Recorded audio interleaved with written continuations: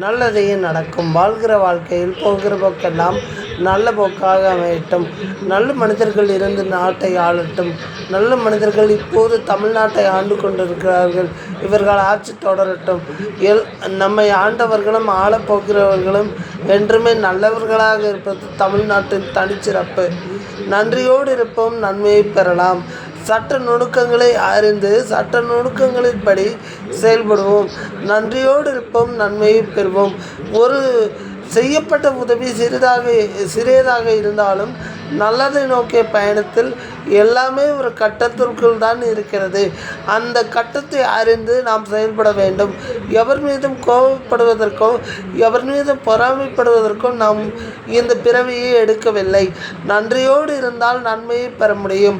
விநாயகர் துணை இருந்தால் வினைகள் அறுந்து போகும். நன்றியோடு இருந்தால் நான்கினமும் போற்றும் வாழ்க்கை கிடைக்கும்.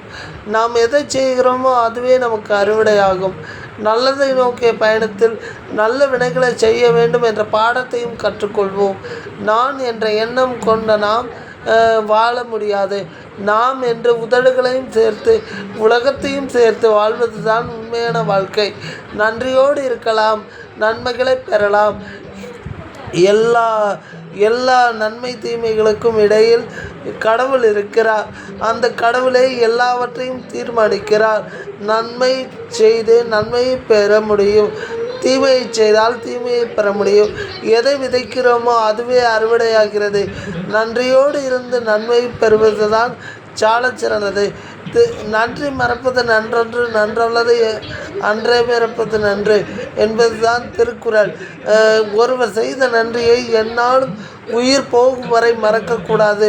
சட்டத்திட்டங்களுக்கு உட்பட்டு நல்லபடியாக இருக்க வேண்டும்.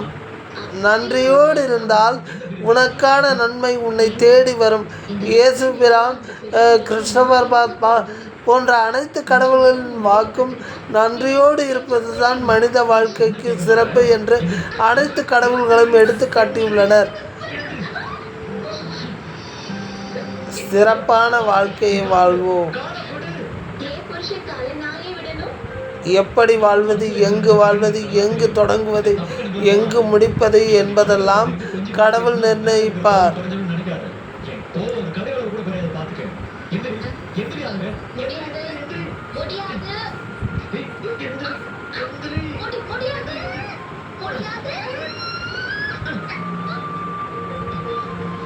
நன்மைக்காக பாடுபடுகிறவர்கள் எந்த இன்னலையும் பார்த்து பயப்படக்கூடாது.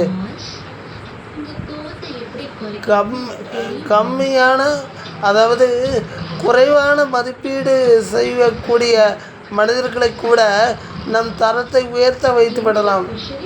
நன்றியோடு இருந்து நன்மையை பெற முடியும்.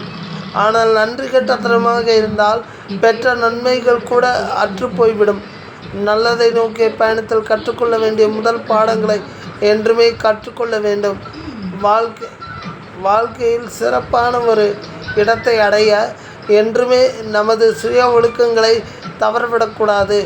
நன்மை செய்ய, நன்மை பெற என்று